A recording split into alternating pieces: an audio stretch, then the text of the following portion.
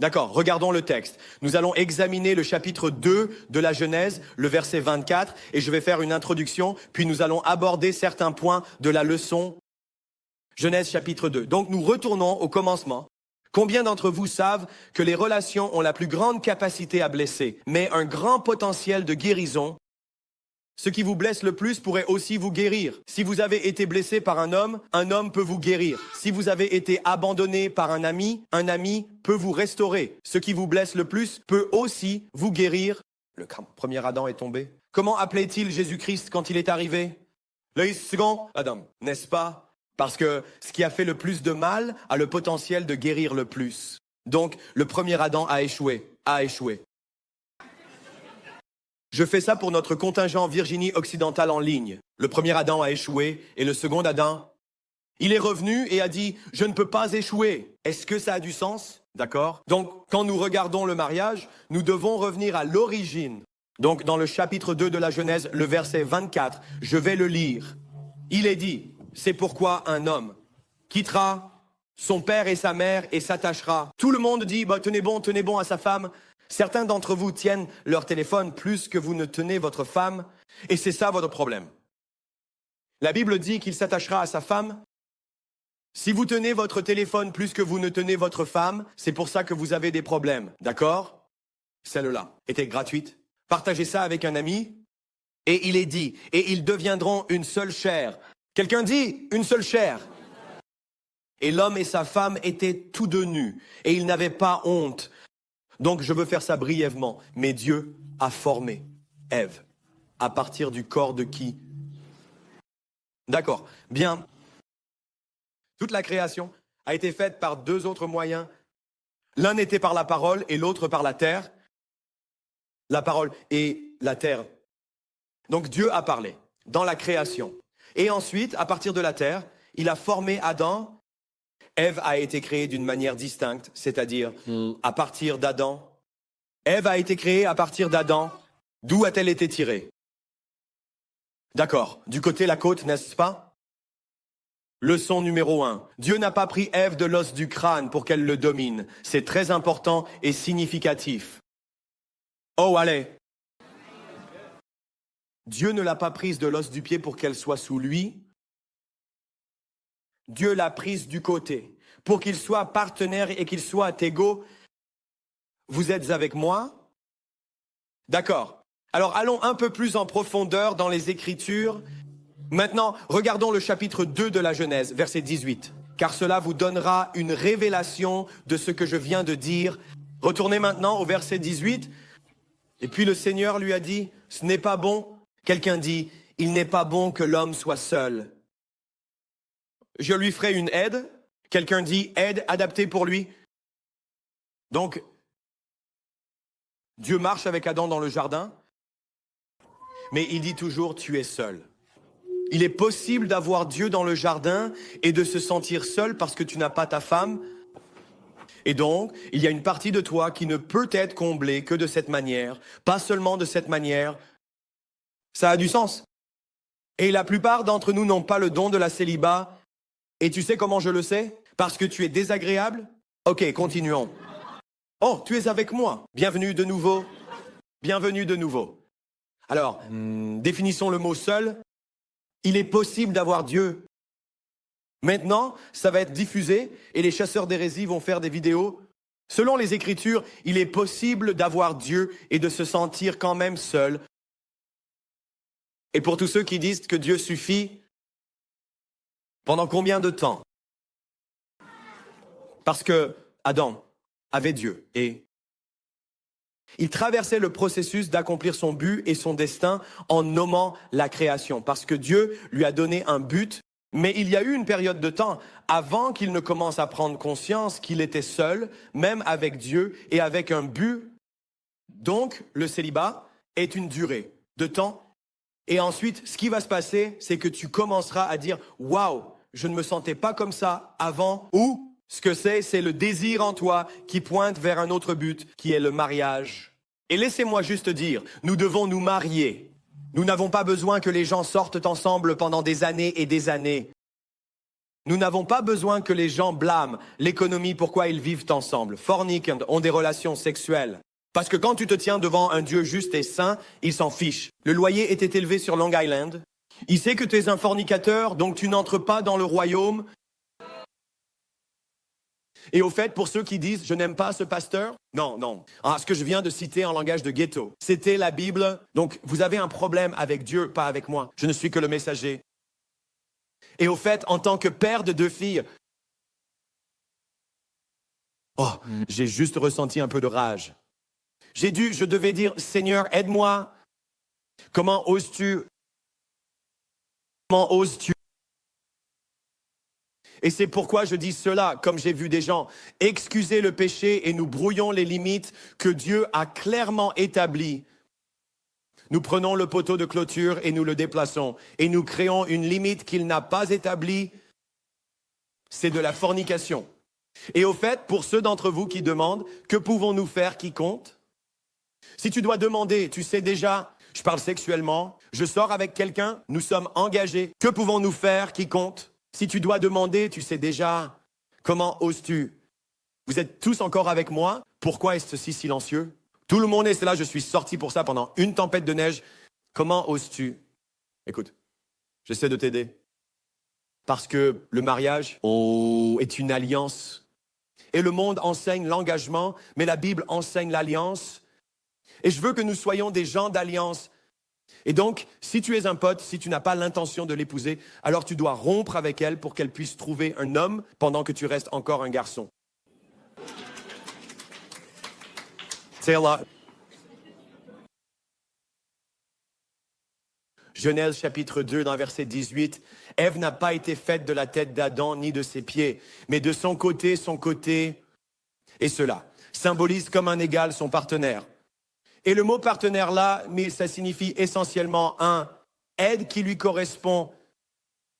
Et il est très, très important de comprendre cela. Maintenant, faisons l'Ancien Testament, le Nouveau Testament, parce que la Bible se parle et se fait référence, et cela va t'aider. Dans Galates, chapitre 3, verset 28, il est dit, il n'y a ni juif, ni grec. Il n'y a ni esclave, ni libre. Il n'y a ni homme, ni femme pour vous tous. Sont un en Christ Jésus. Donc, le péché, c'est d'entrer sur la terre et a créé la division. Mais ensuite, quand Christ est venu, le deuxième Adam, il a restauré cette unité que tu vois. Et je crois que ce sera représenté dans votre mariage, parce que qui sait que nous sommes différents par conception? Je suis reconnaissant que Julie soit différente. Je pensais que nos différences causaient nos problèmes, mais en réalité, nos différences le font fonctionner. Mais tu dois honorer et reconnaître ce que tu ne comprends pas. Tu dois honorer et reconnaître ce que tu ne choisirais pas. Est-ce que ça a du sens pour toi? Donc, le partenariat n'est possible que si tu lâches prise sur tes préférences. Le partenariat n'est possible que si tu lâches prise sur tes préférences, car tes préférences bloquent ton partenariat. Et c'est dans nos différences que nous nous rassemblons et que nous avons une véritable unité et que nous avons un vrai mariage. Donc Julie choisit des choses que je ne choisirais pas. Julie choisit d'aller à la plage, de s'allonger, de lire un livre et de bronzer. Et pour moi, c'est un pas avant de mourir. Je me dis, c'est ce que font les gens morts. Ils restent dans la même position et ne bougent pas. Alors si tu te demandes, tu veux aller à la piscine. Et est-ce que tu veux t'allonger et ne pas bouger pendant des heures? Je pense que je vais faire ça pendant longtemps quand je serai mort. Est-ce que ça a du sens? Mais le truc, c'est que pour moi, à quel point je suis frénétique, et devine quoi? Je sais que je ne peux pas croire que j'admets ça devant un public en direct. Mais parfois, la meilleure chose pour moi, c'est de m'allonger au bord de la piscine. Mais ensuite, Julie, et c'est la phrase classique dans la maison Signorelli, il faut se lever, Julie, parce que c'est moi qui dis, allez, lève-toi, on doit faire ci, on doit faire ça. Donc, Julie a besoin de ma motivation et j'ai besoin de la capacité de Julie à se reposer. Donc, nous, regarde, si nous nous concurrençons, je m'épuise, mais elle ne s'épuise jamais. Nous sommes différents par conception. Ève n'est pas comme Adam. Adam n'est pas comme Ève, n'est-ce pas? Alors, ce qui se passe, c'est que Dieu les crée pour se compléter. ce qui est une petite remarque, parce que tu vois comment l'homosexualité est une perversion du design de Dieu, parce que les différences ne peuvent pas se reproduire. Je veux dire, je suis désolé, les similarités ne peuvent pas se reproduire, seules les différences. Donc il n'y a pas de multiplication sans différence. Je me sens sur cette église, personne ne me comprend.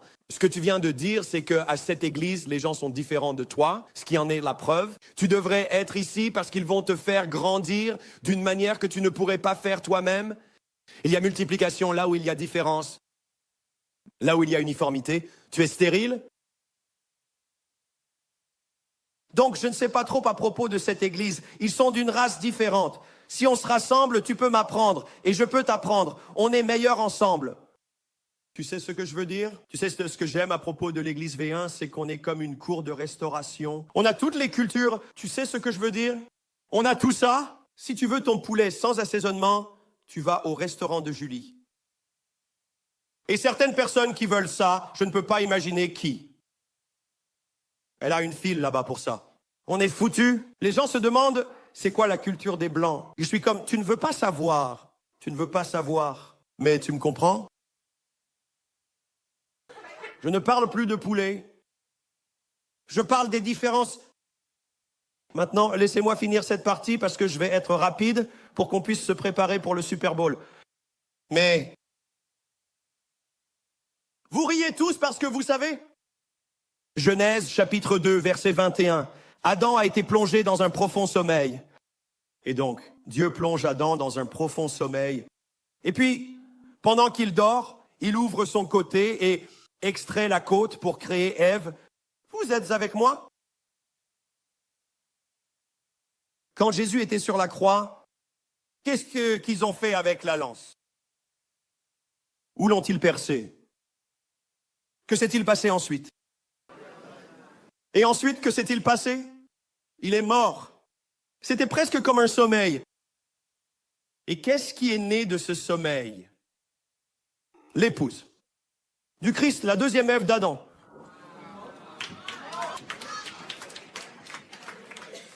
Vous voyez les parallèles. Vous voyez les parallèles. Donc le premier Adam s'endort et de son côté sort Ève. Le deuxième Adam meurt. Et puis de son côté sort son épouse qui est vous.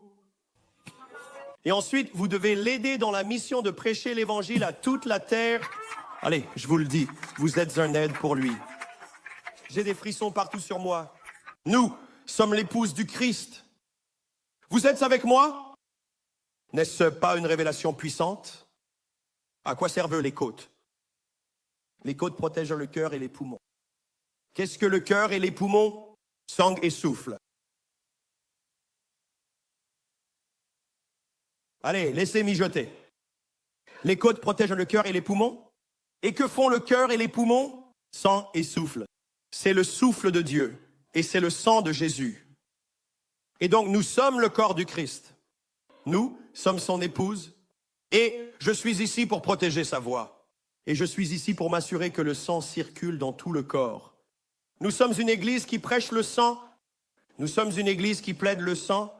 Nous sommes une église qui croit que le sang n'a pas perdu de sa puissance. Et les côtes protègent le cœur qui pompe le sang. Le sang de Jésus coule encore. Nous sommes l'église qui, lorsque nous adorons, le souffle de Dieu sort de nous, à travers le Saint-Esprit. Et il continue de créer à travers son souffle. Il continue de prophétiser à travers son souffle. Il prie encore à travers son souffle. J'ai un grand prêtre qui prie pour moi. Nous sommes une église de souffle et nous sommes une église de sang. Nous sommes une fiancée qui protège le sang et le souffle. Y a-t-il quelqu'un qui peut témoigner du sang et du souffle? Alléluia. D'accord, j'ai fini avec cette section, mais je veux maintenant le lire comme ça. Éphésiens chapitre 5, verset 25. Maris, aimez vos femmes comme le Christ aime l'Église et s'est livré pour elle afin de la sanctifier, l'ayant purifiée par le lavage de la parole et avec les mots, afin qu'il puisse se présenter l'Église à lui-même, dans toute sa splendeur, sans tache, ni ride, ni quoi que ce soit de semblable. Maintenant, je vais terminer avec ça. Une des conversations les plus inévitables, quand on parle de mariage, c'est les 5 langages de l'amour. Et je me suis dit, je ne vais pas prêcher les 5 langages de l'amour. C'est ringard. Je vaux mieux que ça. Je suis théologien. Je ne suis pas un déchet. Mais vous savez quoi? J'ai vu quelque chose parce que j'ai dit, Seigneur, je veux établir un parallèle entre le corps du Christ et la fiancée du Christ, le corps d'Adam avec sa fiancée, Ève, qui est sortie de son corps. Et là, je me suis dit, waouh, les 5 langages de l'amour, Jésus nous a aimés avec les 5. Et donc, ce n'est pas, Marie, aimez vos femmes avec ces 5 langages de l'amour, mesdames. Regardons l'exemple de la façon dont le Christ a parfaitement fait chacun d'eux. Et ensuite, vous saurez comment faire cela dans vos propres relations. Donc, j'ai été réprimandé et je vais le transmettre. Alors, arrête de partager ce même avec moi. Du bâton, le gars en costume qui frappe les gens. As-tu vu ça? Il y a un mème viral où c'est comme « Je suis allé à l'église pour être encouragé aujourd'hui. » Et ensuite, ça dit « Voici l'encouragement. » Et je continue à être tagué là-dedans. Et je promets, je suis sympa. Alors, Gary Chapman avait les 5 langages de l'amour. Et je vais établir un parallèle avec ceux-ci. Et puis, c'est la dernière et finale partie du sermon. Alors faisons le numéro 1, 2, 3, 4 et 5 à la suite. Et je vais vous donner le contexte biblique. Et au fait, je suis un homme typique qui résiste à ce genre d'enseignement. Et ma femme vous racontera l'histoire de la façon dont je transpirais pendant toutes nos séances de conseil matrimonial. Et tu sais, hier soir, puis-je juste parler de moi avant de faire ça? Parce que je sens que je dois confesser mon péché les uns aux autres. Donc, hier soir, eh bien, j'ai emmené ma femme à un rendez-vous. Maintenant, tu sais, j'essaie d'être bon ce mois-ci pour être plus autoritaire quand je prêche. C'est blague. Alors, hier soir, j'ai dit à ma femme, j'ai dit, Julie, comment puis-je te soutenir davantage? Et elle dit, qu'est-ce que tu as dit? J'ai dit, comment puis-je te soutenir davantage? Et elle a dit, qu'est-ce que tu as dit? Et j'ai dit, comment puis-je mieux te soutenir? Et elle a dit, je ne pense pas que tu m'aies jamais posé cette question. Je me suis dit, je sais que je grandis. Et puis elle, je ne rigole pas, c'est une vraie chose qui s'est passée hier soir. Et tout d'un coup, elle me dit comme 4 choses. Et la première chose qu'elle me dit tout de suite, je suis là, eh bien, je fais déjà ça. Voici comment je fais. Deuxième chose, je fais ça. Voici comment. Tout se passait. Elle commence à rire. Elle dit, je veux te donner un A pour l'effort. Mais tu viens d'expliquer comment tu t'en es sorti pour chacun d'eux et tu ne comprends toujours pas. Mais je t'aime et tu t'améliores. Donc, c'était une vraie conversation hier soir. Et elle a dit, mais tu sais quoi? Le fait que tu aies demandé, c'est un bon début. Peut-être qu'on aura une autre percée la semaine prochaine. Alors, parfois, quand je fais ces choses, juste pour être transparent avec vous, vous pourriez penser que je me présente comme un expert. Je me présente comme un joueur dans le jeu. Comme si j'étais sur le terrain. Je joue le jeu, je me fais faute, je fais frapper au visage. Nous faisons cette chose ensemble et je traverse un mariage de 20 ans en échouant. Mais je n'ai pas abandonné. Amen. Alors, voici le premier. Donc, le numéro 1, c'est les mots d'affirmation. Je t'aime. Je t'apprécie. Des mots d'affirmation. Certains d'entre vous savaient que je ne vous ai même pas dit ça. Et vous avez quand même aimé parce que vous êtes câblés pour ça. Des mots d'affirmation. Maintenant, ce qu'il faut savoir sur les 5 langages de l'amour, c'est que si quelqu'un est câblé pour les mots d'affirmation et que tu fais un autre type, c'est presque comme si c'était un effort inutile. Alors, laisse-moi te montrer. Donc, le suivant, c'est les actes de service. Je ferai ça pour toi. Les actes de service. Donc, si quelqu'un est câblé pour recevoir de l'amour à travers les actes de service et que tu lui donnes des mots d'affirmation, pour lui, c'est comme si tu n'avais rien fait. Et comment j'ai compris ça? C'est parce que je pensais que ma femme se sentirait tellement aimée que je payais toutes nos factures. Je voulais mettre des nœuds sur le réfrigérateur, un nœud sur le canapé que j'ai acheté et un nœud sur la télé. Et je parie, regarde ça, regarde à quel point tu es aimé. Mais elle, ne reçoit pas. En fait, tu sais comment je le sais? Il y a eu des saisons dans notre vie où nous avons été financièrement bénis et il y a eu des saisons où nous avons tout dépensé pour le ministère et où nous n'avions rien. Où une fois, notre appartement, notre chambre était dans la cuisine. Juste pour te donner une idée, et je te promets, ma femme, il n'y avait aucune différence dans notre relation. La façon dont Julie est câblée et construite, c'est comme un statut de missionnaire où elle se fiche de vivre dans un manoir où notre lit est dans la cuisine. La façon dont elle m'a traité a toujours été la même en termes de ce qu'elle a. Mais si je lui achète un manoir, ce que nous n'avons pas, mais si je lui achète un manoir en supposant qu'elle se sentira plus aimé, mais que je ne lui donne pas de mots d'affirmation, notre relation se détériorera dans une maison plus grande. Est-ce que ça a du sens pour vous? Donc c'est un peu bizarre parce que je ne peux pas aimer Julie de la façon dont je veux l'aimer. Je dois aimer Julie de la façon dont elle reçoit l'amour. Et je te promets, Jésus, c'est ça à propos de toi. Et ce qui rend ta relation avec Jésus si importante, c'est que Jésus t'aime de la façon dont tu reçois l'amour. Et je vais te montrer ça dans les Écritures. Donc, le numéro 3, c'est recevoir des cadeaux. J'ai pensé à toi et je t'ai pris ça. Donc, c'est comme recevoir des cadeaux. J'ai pensé à toi et je t'ai pris ça. Le suivant, c'est le temps de qualité. Soyons ensemble. Qualité. J'ai besoin de passer du temps de qualité. Donc, Julie, elle aime les mots d'affirmation. Maintenant, pour beaucoup d'hommes, nous donnons des mots d'information, pas des mots d'affirmation. Allez? Tu sais, ta femme ne se soucie pas de toute la science derrière ça. Il suffit de dire, dis-lui qu'elle est magnifique. Vous savez, nous donnons des mots d'information, pas d'affirmation. Mais ensuite, recevoir des cadeaux est vraiment important. Le temps de qualité, c'est vraiment important. J'ai emmené ma femme à un rendez-vous cette semaine et c'était tellement drôle parce que c'est une valeur pour elle.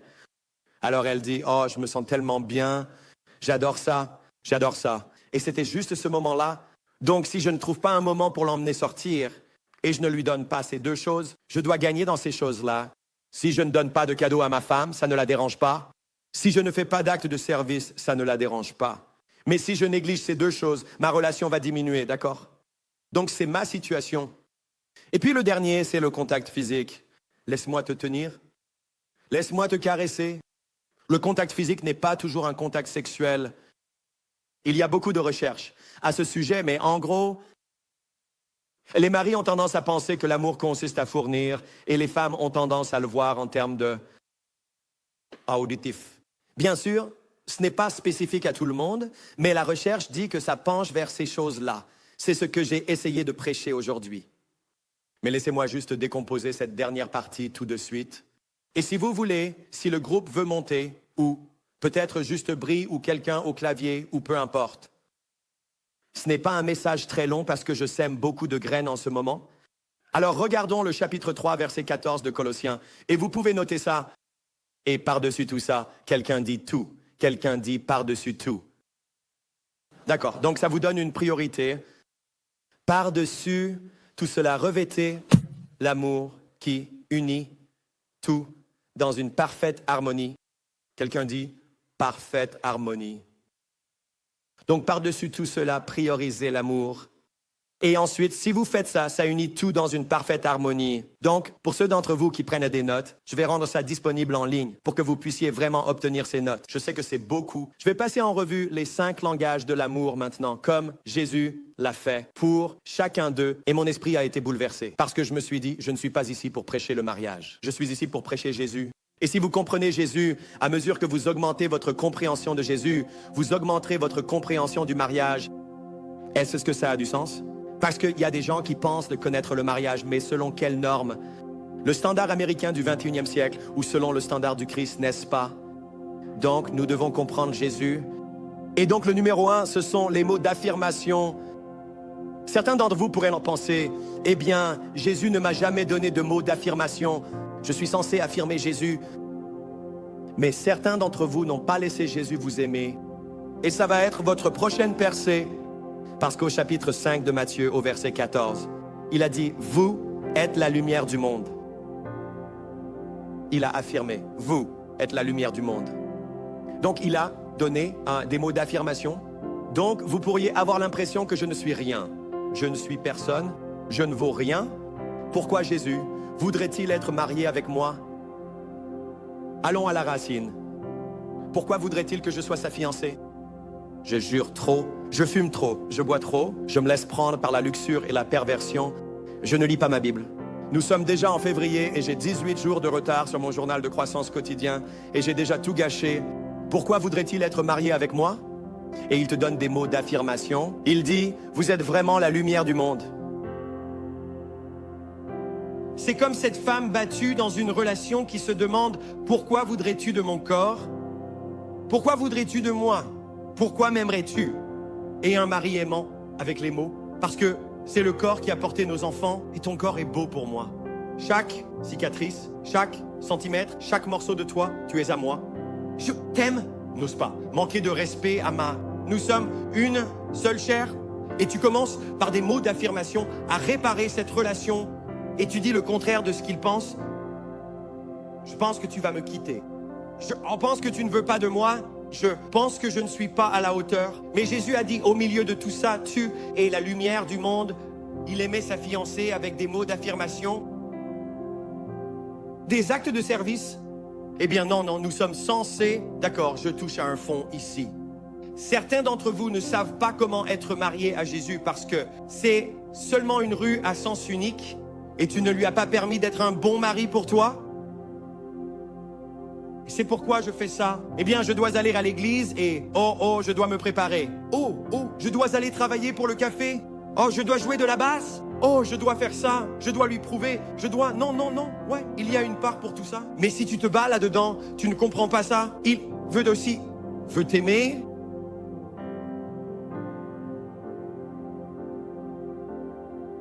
Des actes de service.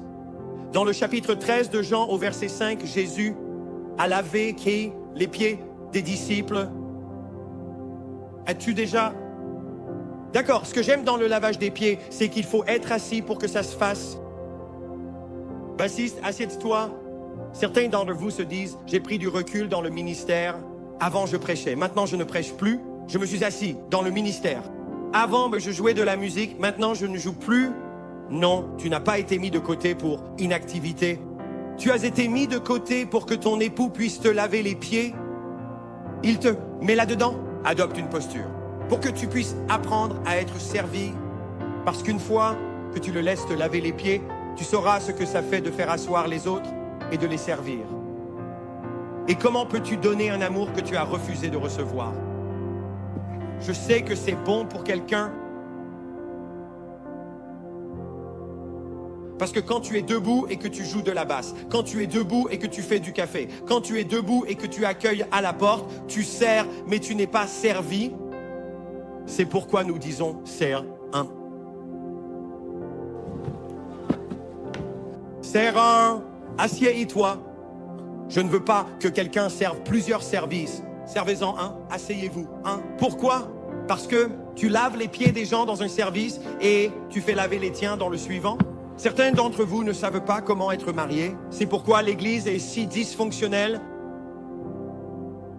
Allez. Je sens qu'un classique V1 est en train de se créer. C'est nécessaire. Est-ce nécessaire? D'accord, accélérons le rythme. Recevoir des cadeaux. Mais je suis censé donner mon argent à Dieu. Je suis censé donner à Dieu. Je suis censé aller au Honduras et servir dans une équipe de mission. Je suis censé donner à Dieu mon talent pour le montage vidéo. Je suis censé donner... Ouais, mais attends. Jean, chapitre 3. Verset 16, car Dieu a tant aimé, qu'il a donné... En fait, il a donné si généreusement que nous ne pourrons jamais le rembourser. Il a donné sa vie. Et donc, c'est comme si ma vidéo, elle banalise tout ce que je lui donne. Alors, sommes-nous en compétition? Non. Nous répondons simplement... Je n'arrive pas à croire que le pasteur m'ait demandé de donner mon argent. Je n'arrive pas à croire que Dieu ait donné son Fils unique. C'est comme si ça le banalisait. Cette église ne veut que mon argent. Non. Jésus a tout donné. C'est incomparable. Si je donnais tout ce que j'ai, ce serait comme un grain de sable dans tout un océan. Ce serait tellement, incroyablement petit. Ça semblerait infantile en comparaison à la grandeur de son amour. Vous êtes avec moi? Alors il a donné. C'est pourquoi le salut est un don, pas une récompense. Et si vous ne comprenez pas le mariage, vous allez essayer de gagner une récompense. Le sexe n'est pas une récompense pour être un bon partenaire. Allô? Le sexe n'est pas une récompense bien. Mon mari a été bien cette semaine. Je vais coucher avec lui. T'as pas fait la vaisselle. T'as pas fait ça. T'étais méchant. Je vais te retenir. Non, nous ne le faisons pas ou vice-versa. Nous ne nous retenons pas car nous sommes une chair. Les Écritures disent cela. Nous devons comprendre cela. Dans les relations, nous faisons que les gens gagnent notre affection, attention, amour, sans réaliser que c'est pareil avec Dieu. Oh, allez. Ou, quand tu as été mauvais envers lui, tu penses qu'il te traite comme tu traites ton partenaire. Non, non, c'est une récompense, pas un cadeau. Je veux dire, désolé, c'est un cadeau, pas une récompense. Ça dit ceci. Temps de qualité. Marc chapitre 3, verset 14. Tu pourrais noter ça dans tes notes. Marc chapitre 3, verset 14. Il marchait avec ses disciples tous les jours. Temps de qualité. Viens ici, John. Jésus, puis-je poser ma tête sur ta poitrine? Je me sens anxieux. Oui, viens ici, mon bien-aimé. Pose ta tête sur ma poitrine. Thomas, viens ici, marchons. Jésus, j'ai du mal. J'ai tellement de doutes. Cette chose n'a pas de sens pour mon intellect. C'est bon, marchons ensemble? Temps de qualité. Après la résurrection de Jésus, il était dans un corps glorifié et il s'est révélé à Thomas et il passait du temps de qualité. Réfléchis à ça. C'est le roi ressuscité et il ne s'est pas montré à des milliers. Il s'est montré à un et a dit passons du temps ensemble. Et Thomas dit je veux croire que c'est toi mais c'est fou. Je t'ai vu mourir. Je veux. Et il dit Thomas, c'est moi et toi en ce moment. Regarde-moi. Je comprends tes peurs. Je comprends tes préoccupations. Je ne suis pas en colère contre toi pour « Oh, allez !» Je ne vais pas me battre avec toi. C'est bon de me confronter. Pense à la relation entre Jésus ressuscité et Thomas. Réfléchis à ça. Il le confronte en disant « Je veux croire que c'est réel, mais c'est fou. Tu viens de traverser un mur. » Et Jésus dit « Il suffit de mettre ta main, juste touche, approche-toi un peu. » Tu sais à quel point il faut être proche pour toucher le côté de quelqu'un? On pouvait les sentir du temps de qualité. Mais dans beaucoup de relations de mariage, quand tu confrontes, ça provoque des conflits. Et le conflit pourrait en fait créer une plus grande intimité ou une plus grande division. Donc quand Thomas confrontait Jésus ressuscité, Jésus aurait pu être sur la défensive. Que veux-tu dire, Thomas? Je t'ai dit que j'allais revenir d'entre les morts. Que veux-tu dire? Ce n'est pas moi? Mec, j'ai littéralement vaincu la mort pour toi et tu vas me manquer de respect. C'est une conversation toxique dans un mariage. Mais Jésus dit, approche-toi un peu. Toucher, ressentir, vivre. Et dans une relation de mariage, qu'en est-il? Quand on est confronté, au lieu que ça produise un conflit, ça crée une division, ça crée une plus grande intimité. Oh, tu penses que je vais te laisser? Je ne te laisserai jamais, ni ne t'abandonnerai. Je serai avec toi jusqu'à la fin. Approche-toi un peu plus. Oh, tu penses que je vais être en colère contre toi parce que tu doutes? Approche-toi un peu plus. Tu vois, il y a quelque chose. Est-ce que vous recevez cette révélation avec moi? Enfin et surtout, et je l'ai déjà prêché, Matthieu chapitre 8, verset 3. Le contact physique. Le contact physique, il a guéri par son toucher. Homme, vous pouvez guérir par votre toucher. Femme, vous pouvez guérir par votre toucher. J'ai dû apprendre la douceur. Je ne connaissais pas la douceur. C'est un fruit de l'esprit. J'ai cultivé beaucoup d'autres fruits, mais le fruit que je n'ai jamais cultivé, c'est la douceur. Et j'ai dû passer par un processus de comment guider, mettre ma main dans le bas du dos de ma femme et la conduire. À travers la porte, j'ai dû sortir avec elle, Julie. Si tu t'arrêtes à cette porte, je l'ouvrirai. Parce que j'ai remarqué que Julie ouvrait toujours la porte elle-même. Et si tu fais une pause devant la porte, je l'ouvrirai pour toi. Et j'ouvrais la porte et je la guidais, doucement. Et le Seigneur veut dire à plusieurs, à la mariée du Christ, si tu fais une pause devant la porte, je la ouvrirai pour toi. Parce que ce qui s'est passé, c'est que Julie avait ouvert des portes pour elle-même pendant 19 ans avant que je ne la rencontre. Donc quand un vrai homme est arrivé, elle ne savait même pas comment me laisser guider. Et je parle même à certains des maris en ce moment. Quand votre Père Céleste se manifeste dans votre vie, vous ne savez pas comment le laisser vous guider parce que vous le faites seul. Si tu fais une pause devant la porte, il l'ouvrira. Est-ce que ça aide quelqu'un? Pourriez-vous tous vous lever avec moi?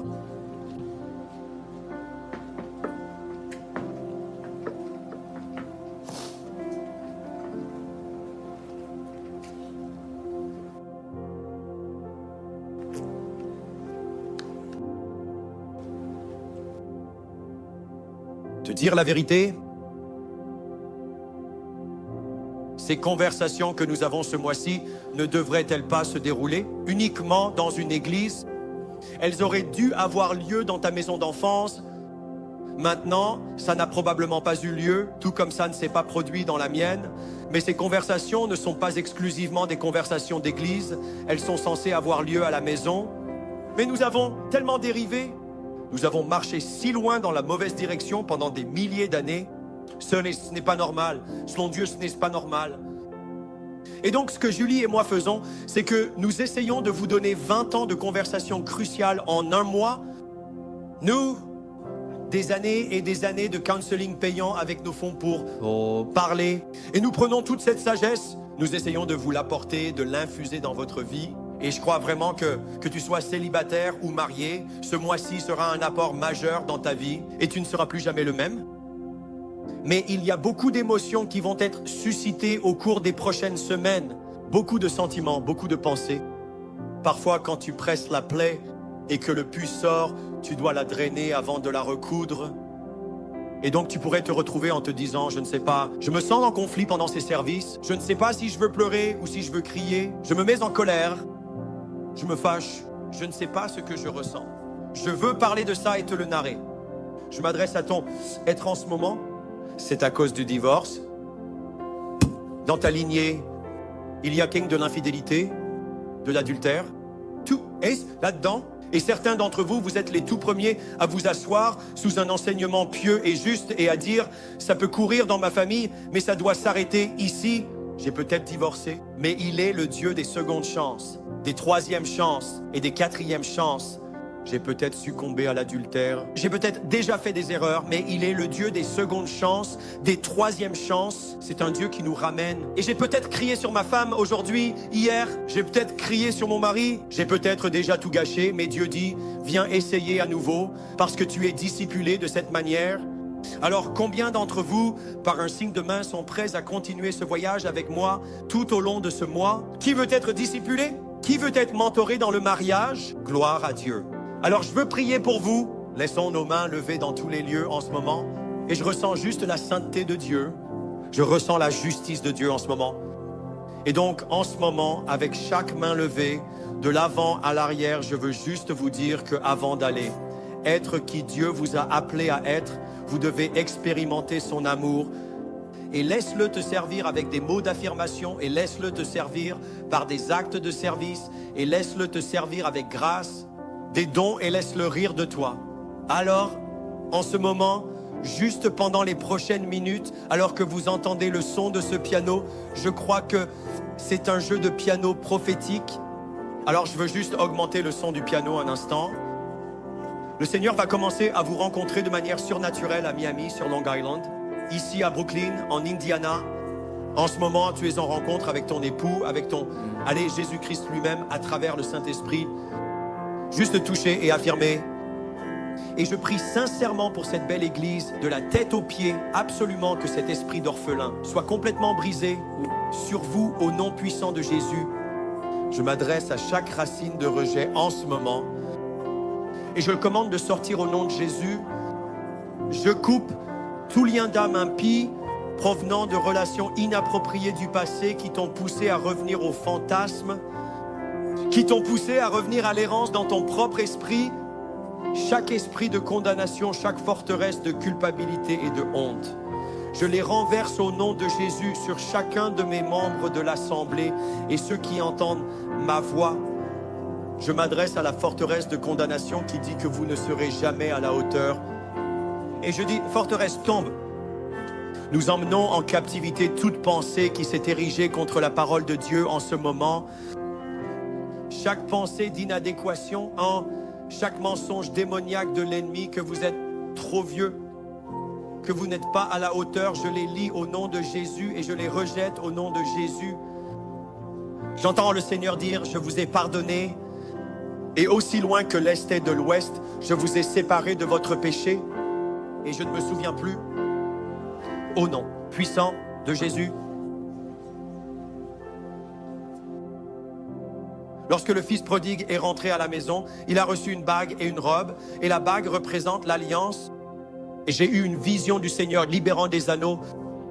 Et le Seigneur dit, quand tu me permets de mettre la bague à ton doigt, vois-tu, il y en a certains, c'est comme certains d'entre vous, c'est comme vous avez une rencontre avec le Père parce qu'il veut d'abord mettre la bague à ton doigt, et je parle même au fils. Nous pensons acheter une bague pour pouvoir nous marier, mais le Seigneur dit, j'ai déjà payé ça de ma vie.